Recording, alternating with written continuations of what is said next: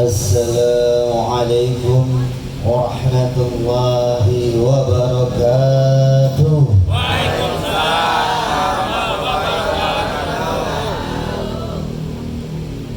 Kayaknya belum kompak, masih ada yang lemes.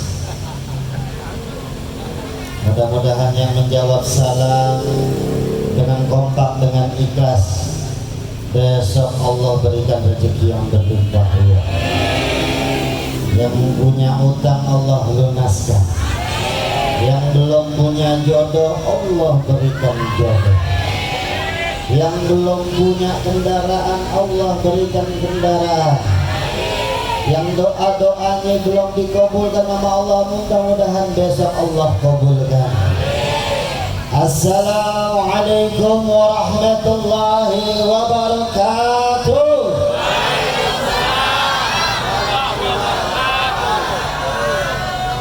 Alhamdulillah, alhamdulillahi qawi sultanuh, al-wadihi burhan wal mansudi bil wujudi karumuhu wa isaduh. Ashhadu an la ilaha illallah wa ashhadu anna Muhammadan abduhu wa rasulullah sallallahu alaihi wasallam. Assalatu wassalamu ala asyrafil anbiya'i wal mursalin sayyidina wan nabiyuna wa maulana Muhammad. Rabbi sholli wa yassir li amri wa hudata min lisani ya qawli amma ba'du. Allahumma sholli wa sallim wa barik ala sayyidina Muhammadin warzati wa syiril syarifi syaikhil asma'i wa syifati wa ala alihi wa sahbihi wa sallim. Para jamaah yang dirahmati Allah subhanahu wa ta'ala, yang saya cintai bahkan yang saya muliakan, para alim ulama, para tokoh-tokoh agama, para habaib, para kiai, para ustadz, para asatidz yang dirahmati Allah subhanahu wa ta'ala. Mudah-mudahan dengan kehadirannya membawa keberkahan, dengan kehadirannya membawa ilmu-ilmu yang bermanfaat, dan insya Allah dengan kehadirannya mudah-mudahan Allah berikan taufik, rahmat dan hidayah. Amin ya rabbal. Semoga para tokoh-tokoh agama, para alim ulama disehatkan badannya, dipanjangkan umurnya, diberikan keberkahan dalam setiap langkahnya, dan insya Allah bisa merangkul kita agar bisa memandang wajahnya Nabi Muhammad sallallahu alaihi wasallam. Alhamdulillah dapat bangku, masya Allah. Ya, kebetulan Habib dari Tangerang, Bu. Habib dari Tangerang, Rajab, Kabupaten Rajab. Dari tadi macet, masya Allah. Tapi alhamdulillah Habib melihat penghuni-penghuni surga di depan Habib, masya Allah. Mudah-mudahan kita dikumpulkan dengan baginda Nabi Muhammad SAW. Amin ya rabbal alamin.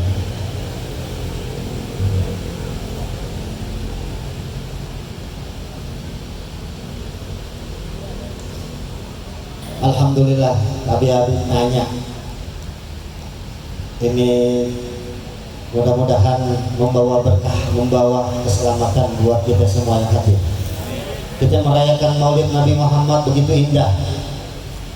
Surga tanpa Nabi Muhammad tidak akan indah. Karena kalau kita duduk di surga memang indah, tapi yang lebih indah lagi kita duduk bersama Nabi Muhammad SAW. Alhamdulillah, yang saya cintai bahkan yang saya hormati, wabil khusus pimpinan majelis Nurul Zola yang dipimpin dengan Abuya Ahmad, masya Allah. Nih Habib makanya langsung mendadak begini, bingung.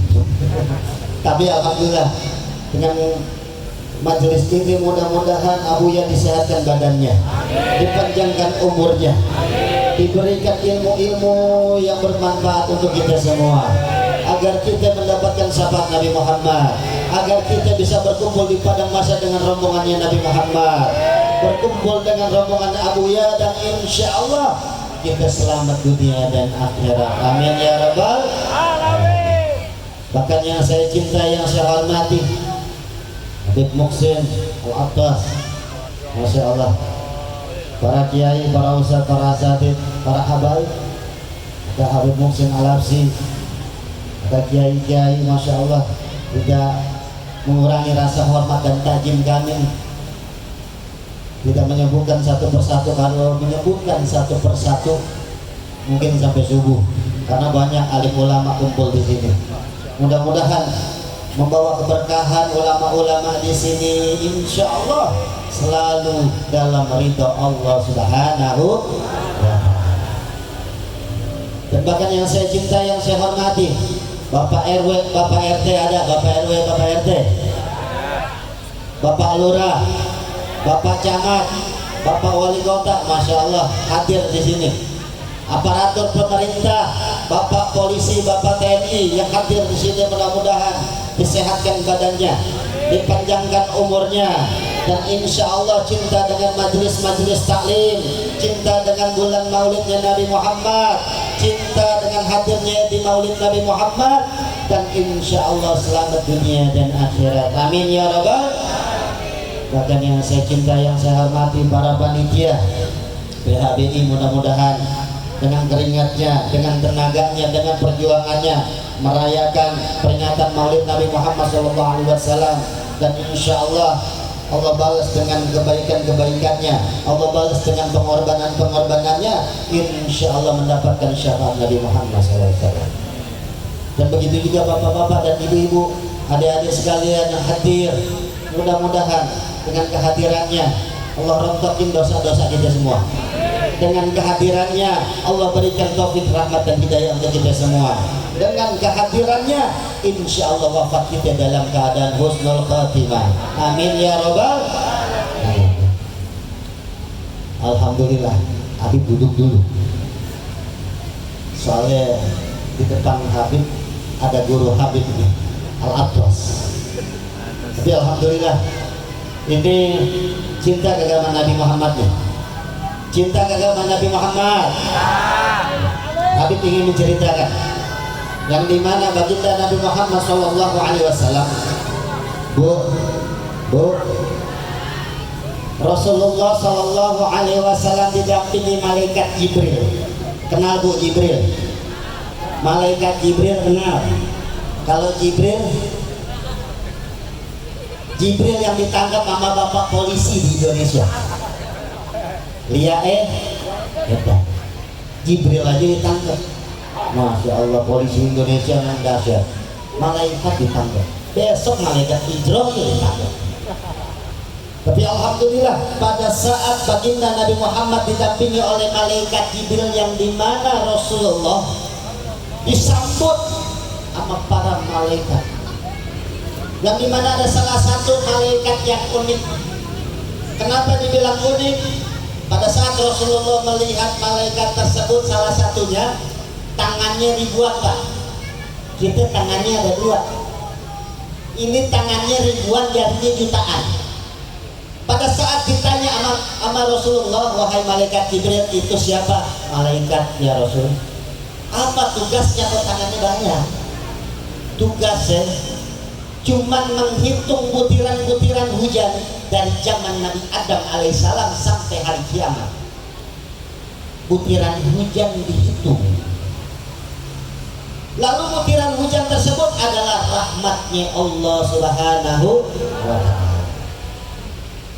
Sampai Rasulullah bertanya penasaran, wahai malaikat Jibril, apa pernah hitungannya meleset?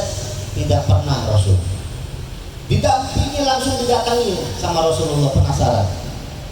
Pada saat ditanya sama Rasulullah, malaikat yang tangannya ribuan, apakah pernah turunnya rahmat Allah, butiran hujan turun ke bumi? Apakah pernah meleset? Langsung ditanya sama Rasulullah, malu, Pak. Kenapa malu di saat itu ditanya? Pada saat menjawab malaikat yang tangannya ribuan, aku malu. Kenapa? Di saat umatmu bersolawat kepadamu, wahai Nabi Muhammad, butiran rahmatnya Allah turun, aku tidak bisa menghitungnya. nggak ada yang bisa menghitung orang-orang yang bahasa lisannya bersolawat kepada baginda Nabi Muhammad. Makanya mau kagak solawat? Bener. Mau banget apa mau aja? Tapi minum dulu.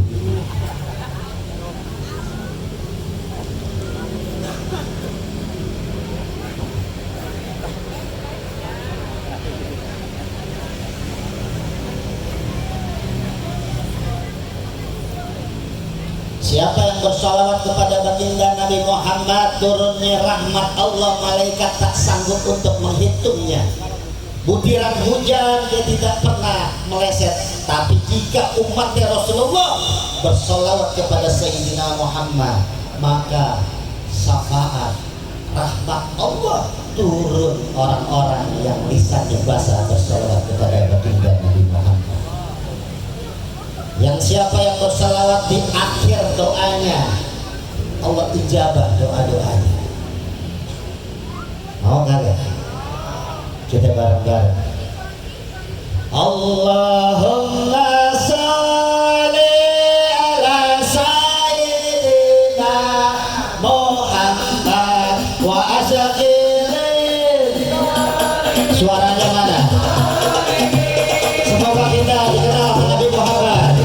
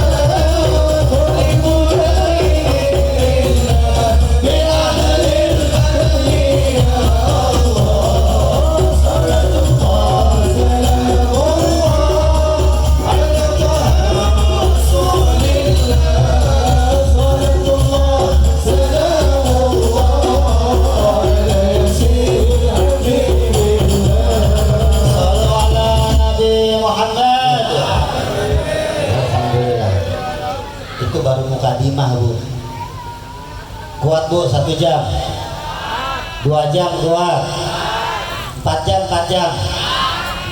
Bohong. Paling 2 jam pulang tidur, betul. Alhamdulillah, Bu.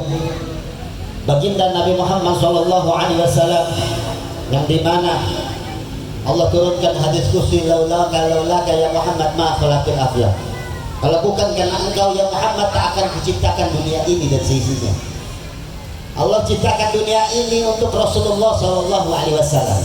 Langsung ada terusannya.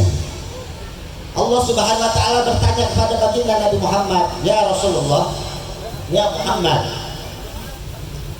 aku untuk siapa wahai Muhammad?" Di saat itu baginda Nabi Muhammad terdiam. Kenapa? Pada saat itu Allah menjawab, "Aku untuk orang-orang yang bersolawat kepadamu, Allah berikan rahmat." Makanya Rasulullah SAW mempunyai rahmatan lil alamin. Makanya indah kita bersyukur menjadi umatnya Nabi Muhammad. Nabi Muhammad SAW berjuang buat kita. Mau tahu perjuangannya baginda Nabi Muhammad? Kalau kita cinta sama Rasulullah, kita harus tahu tentang sejarah Rasulullah. Pada saat baginda Nabi Muhammad Sallallahu Alaihi Wasallam, Rasulullah di saat itu, pada saat di Haji Wada, yang dimana Rasulullah sampaikan kepada para umat-umatnya, Rasulullah bilang apa? "Wahai umat-umatku, wahai para sahabat-sahabatku, nanti akan aku menunggu nanti di padang mahsyar," kata Rasulullah.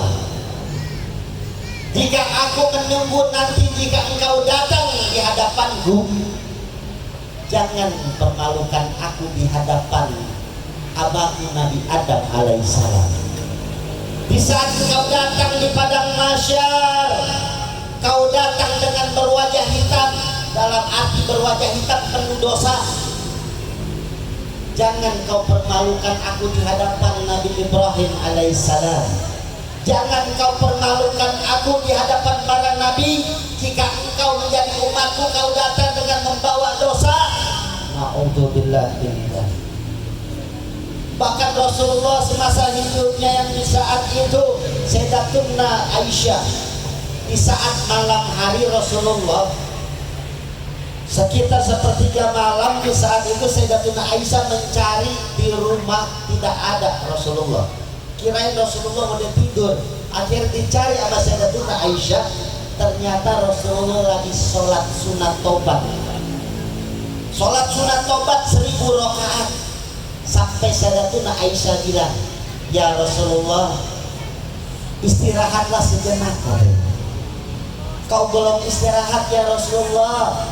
Kau udah banyak ratusan kali, ratusan rakaat, kau sudah melaksanakan sholat sunat tobat."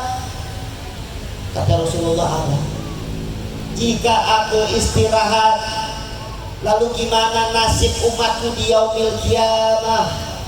Kata Rasulullah, "Gimana nasib umatku di yaumil qiyamah?" Rasulullah sholat sunat tobat 1000 rakaat untuk siapa? Untuk kita semua.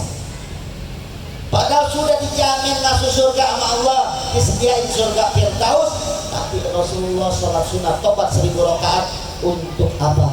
Untuk menutupi dosa-dosa kita semua. Masya Allah. Begitu indahnya Rasulullah. Pernah berkumpul dengan para sahabat, kata Rasulullah apa? "Wahai sahabat-sahabatku, aku rindu dengan kekasihku." Sahabat bertanya, "Ya Rasulullah, siapa kekasihmu? Apakah aku kekasihmu ya Rasulullah?" "Lah, engkau sahabat sejatiku yang menemaniku nanti di surga." Bingung sahabat. Ditanya lagi, "Siapa kekasihmu ya Rasulullah?" "Dia tidak pernah berjumpa denganku, dia tidak pernah hidup di zamanku, tapi dia cinta kepadaku, dialah kekasihku." Mudah-mudahan yang hadir di sini kekasihnya Nabi Muhammad SAW. Ini cintanya Rasulullah kepada umatnya, sayangnya Rasulullah kepada umatnya. Masa kita umat yang dibela sama Rasulullah tidak berkorban? Ayo. Kita dikasih hidup hari ini, sebenarnya Allah menunggu kita untuk berkorban. Betul kagak? Bu, banyak kadang-kadang jamaah pada bilang, Bu, yang dimana di saat itu banyakkan ibu-ibu banyak mengeluh tentang anaknya, kenakalan anaknya, betul lah betul. Mengeluh tentang suaminya, betul lah betul. Nah, tapi punya jamaah ibu-ibu sering bertanya, Bin, aneh punya anak. Aneh punya anak di saat itu, aneh udah ngedidik benar, aneh udah ngasih makan yang halal, aneh udah suruh ngaji, tapi masih bandel, gimana caranya nih? Ada yang mau tahu? Mau tahu banget? Habib jawab, di saat kedua orang tuanya ingin dimuliakan sama anaknya, orang tuanya muliain orang tuanya gak? Seorang ibu dan suaminya, suami istri itu pernah memuliakan kedua orang tuanya semasa hidupnya kan? Jika dulunya seorang suami istri itu mempunyai anak yang soleh dan soleha, tapi tidak pernah memuliakan anak, memuliakan orang tuanya, nggak akan anaknya memuliakan kita. Paham gak? Contoh, Anda pernah dibentak sama anaknya. Dulu pernah gak kebentak nada kita tinggi sama orang tua? Anda pernah bikin pegel hati sama anak? Anda bikin nangis, Anda nangis gara-gara kenakalan anak Anda. Dulu pernah gak ente nakal sampai orang tua ente nangis, sampai orang tua ente kesel, sampai meneteskan air mata, nanti akan dibalas sama anak. Makanya mumpung masih ada orang tua, muliain orang tua dulu. Insya Allah nanti akan dimuliain sama anak. Ini hari ini cinta dengan Rasulullah, ini kita membenahi keluarga kita dulu. Bu, Habib bertanya, ibu sama bapak-bapak kalau lebih kuatnya kuatan mana? Habib nanya, Pak, perempuan sama laki kuatan mana? Perempuan. Siapa yang kuat? Perempuan. Ibu-ibu. Kenapa dibilang kuat? Surga ada di telapak kaki ibu. Ada kaki bapak? Surga nggak ada di telapak kaki bapak, ada di telapak kaki ibu. Kalah gitu Pak. Dan yang kedua, yang mengandung 9 bulan bapak-bapak atau ibu-ibu, itu udah kalah 2-0 gitu Pak. Betul kagak? Dan yang ketiga, di saat ibu melahirkan, yang gendong anak paling terlama bapak-bapak atau ibu-ibu? 3-0 lah. 3-0. Sekarang aku tanya lagi, yang menyapu tugasnya siapa? Yang memasak tugasnya siapa? Yang mencuci pakaian tugasnya siapa? Siapa? Bapak. Ibu-ibu cuma tugasnya melayani suami sama dandan buat suami, betul? Selain itu tugasnya bapak. Masak tugasnya siapa Bu? Bapak. Oh, ngepel, ngurus anak, bapak. Boro-boro ini mah kakak. Tenang Bu, Habib belain. Hari ini Habib belain ibu-ibu. Berarti semua tugasnya bapak. Pada saat ibu-ibu cuma dandan buat suami, dandannya jangan kondangan doang. Dandannya ntar kalau udah malam-malam, nah buat suami itu pakai wangi-wangian. Dan yang kedua, melayani suami. Berarti semua tugasnya bapak-bapak di luar itu, betul? Betul kagak Pak? Ini hukum loh, hukum fikih ini. Hukum Islam semua tugasnya cuma tugas dibuat seorang wanita melayani dan dandan buat suami. Semuanya tugas bapak, tugas suami. Tapi ada tapinya nih Pak. Tapi di saat seorang istri dia membaca Al-Quran tiap hari, puasa Senin Kamis, dia sholat 5 waktu, dia ahli sodako, tapi dia tidak nurut dan taat kepada suaminya, jangan harap cium wangi surga.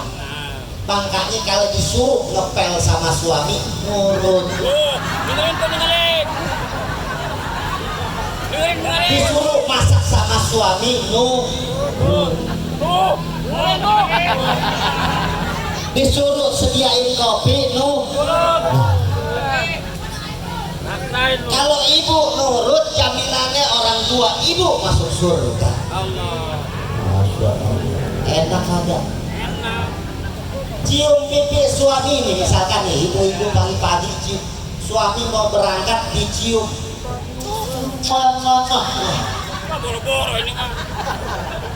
Itu pahalanya ibu udah pernah belum cium hajar aswad? Nah, cium pipi suami pahalanya seperti cium hajar aswad.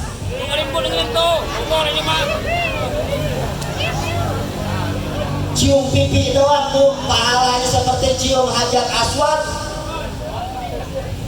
Apalagi pipi suami hitam sama ya.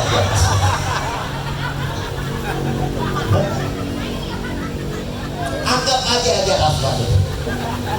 Pagi-pagi ibu-ibu nyediain kopi buat suami 1 gelas, pahala seperti puasa Senin Kamis. Masya Allah, dikasih 1 gelas, wah puasa ya pahala puasa. Kita puasa Senin Kamis, ibu nyediain kopi pahalanya sama. Kasih 2 gelas, kasih 5 gelas sekalian, biar pahalanya banyak. Minum nggak loh? Betul.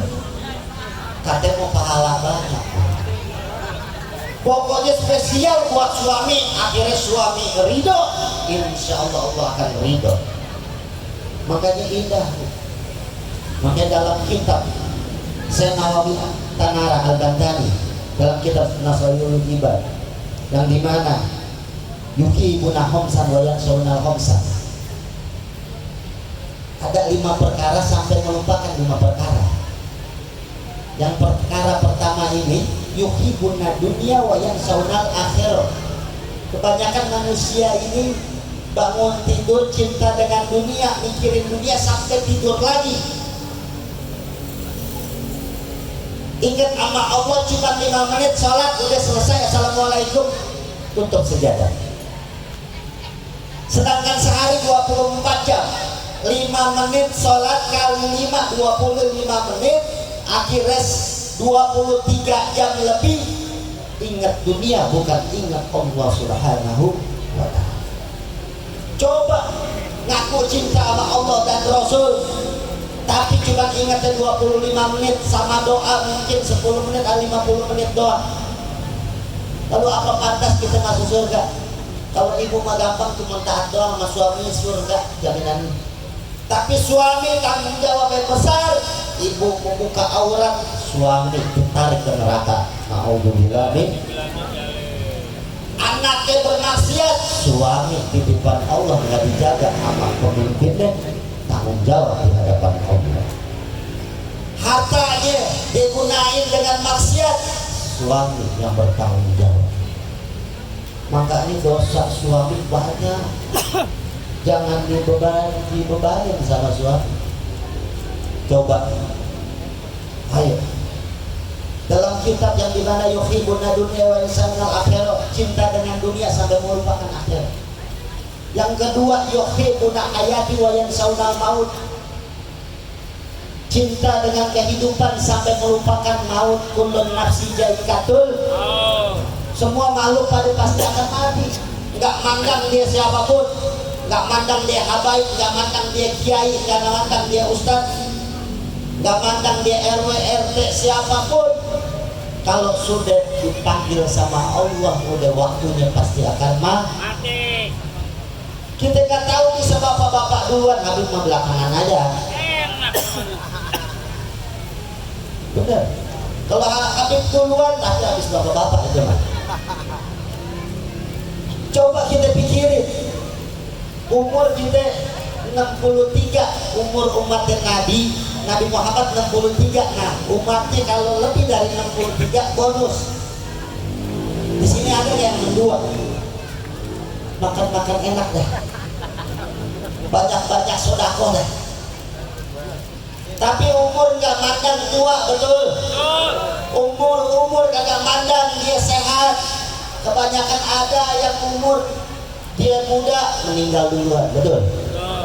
Yang kadang-kadang yang sehat mati, yang sakit udah bertahun-tahun kagak mati-mati. Ya begitu juga kita siapin buat bekal kita pulang kembali kepada Allah. Dan yang ketiga, yukhibuna khusul wayan saunal kubro.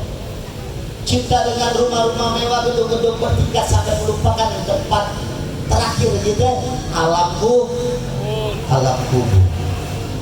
Alam kubur apa sih tempatnya? 2 meter kali 1 meter, betul?